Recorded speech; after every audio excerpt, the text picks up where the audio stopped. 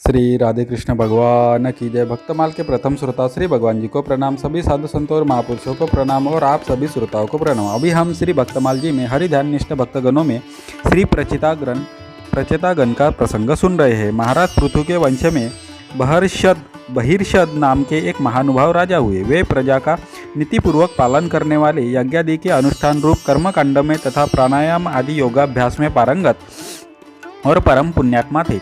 उन्होंने जहाँ एक यज्ञ किया उसके समीप ही दूसरा यज्ञ किया और दूसरे के समीप ही तीसरा यज्ञ किया। इस प्रकार उन्होंने यज्ञों का तांता सा लगा दिया, जिससे यह सारा भूमंडल प्रामुख दर्भों से आच्छादित यज्ञ मंडप सा बन गया। इसी से ये प्राचीन बरही नाम से प्रसिद्ध हुए। इन्होंने देवादिदेव ब्रह्मा जी के कहने से समुद्र की शतद्रुति नाम की कन्या के साथ विवाह किया और उसके द्वारा उन्होंने प्रचेता नाम के 10 पुत्र उत्पन्न किए। ये सब के सब भगवान की आराधना रूप धर्म में परिनिष्ठित थे।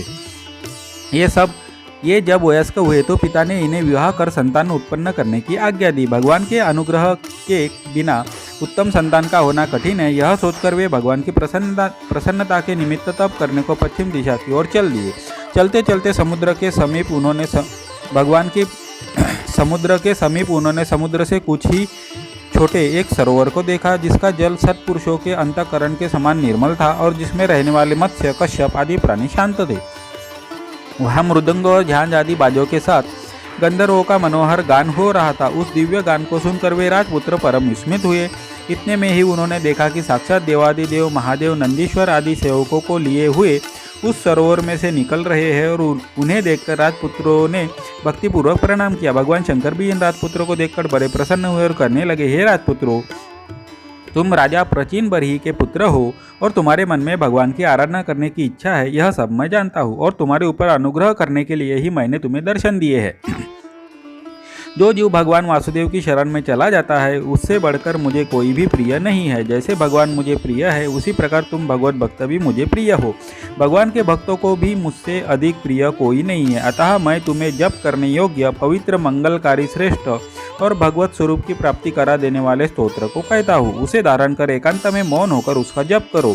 शुद्ध चित्त होकर अपने धर्म का आचरण करते हुए और अपना अंतःकरण भगवान को समर्पित करते हुए इस स्तोत्र का जप करने से अवश्य तुम्हें कल्याण की प्राप्ति होगी। साथ साथ अपने तथा दूसरे समस्त प्राणियों के अंदर रहने वाले भगवान का ध्यान और पूजन भी करते रहना चाहिए। यह कहकर भगवान शंकर ने उन्हें 68 श्लोकों का वह उत्तम स्तोत्र कह सुनाया और राजपुत्र से पूजित होकर वे पुनः उनके सामने से वही अंतर्धान हो गए। राजपुत्र ने उस स्तोत्र का जप करते हुए समुद्र के अंदर कटी पर्यंत जल में खड़े होकर 10,000 वर्ष तक तप किया। उनके इस तप से प्रसन्न होकर भगवान श्री हरि शुद्ध सत्वगुणी मूर्ति धारण कर अपनी कांति से उनके तप जनित क्लेश को दूर करते हुए उनके समीप प्रकट हुए और बोले, हे राजपुत्रों, तुम लोग बड़े प्रेम के साथ भगवत आराधना रूप एक ही धर्म का आचरण कर रहे हो। तुम्हारे इस सखा भाव से हम बहुत प्रसन्न हुए, इसीलिए हमसे इच्छित वर मांगो। जो मनुष्य प्रतिदिन संध्या के समय तुम्हारा स्मरण करेगा उसका भ्राताओं में तथा सकल प्राणियों में तुम्हारे ही समान प्रेम उत्पन्न होगा। तुम्हें ब्रह्मा के समान एक लोक प्रसिद्ध पुत्र उत्पन्न होगा, जो अपनी संतान के द्वारा इस त्रिलोक को भर देगा। भगवान के इस वाक्यों को सुनकर प्रचेतागण कृतज्ञता से गदगद हो गए। उन्होंने भगवान के अनेक प्रकार से स्तुति की और बोले, प्रभु, आप तो घट घट में व्यापक है, आपसे कोई बात छिपी नहीं रह सकती। अतः हमारे मनोरथ को भी आप भली भांति जानते हैं।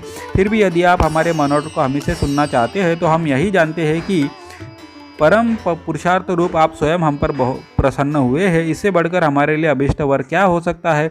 आपकी कृपा से आपके चरणों का सानिध्य प्राप्त हो जाने के बाद ऐसी कौन सी वस्तु रह जाती है जो हम आपसे मांगे। अतः हम तो आपसे इतना ही चाहते हैं कि आपकी माया से मोहित हुए हम अपने कर्मों द्वारा जब तक इस संसार में भ्रमण करते रहे तब तक प्रत्येक जन्म में हमें आपके भक्तों का ही संग मिलता रहे।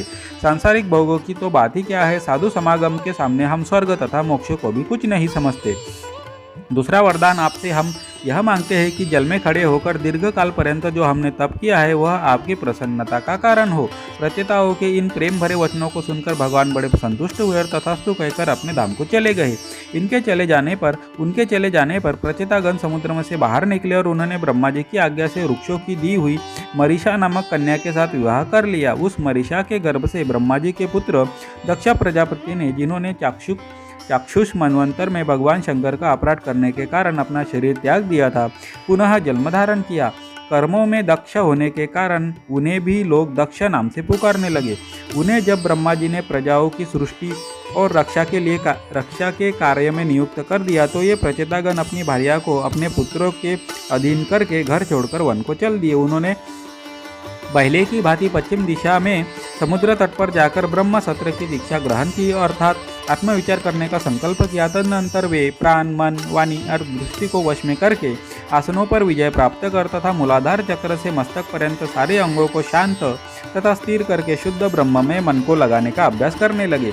वे जब इस प्रकार साधन में लगे हुए थे तब उन्हीं दिनों नारद जी उनके पास आए। देवर्षि को आते देखे सबके सब उठ खड़े हुए और उन्हें आसन पर बिठाकर विधि पूर्वक उनका पूजन किया। जब नारद जी स्वस्थ होकर बैठ गए तब प्रचेतागण उनसे इस प्रकार कहने लगे, हे देवर्षि, आज हम आपके आगमन से सनात हो गए। आपने कृपा करके हमें दर्शन दिए, इसके लिए हम आपके चिर ऋणी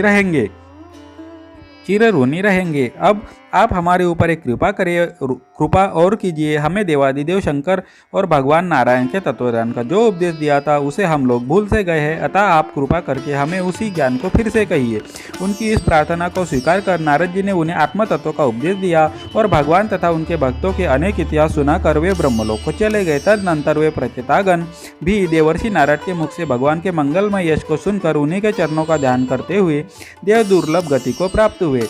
श्री राधे कृष्ण भगवान की जय।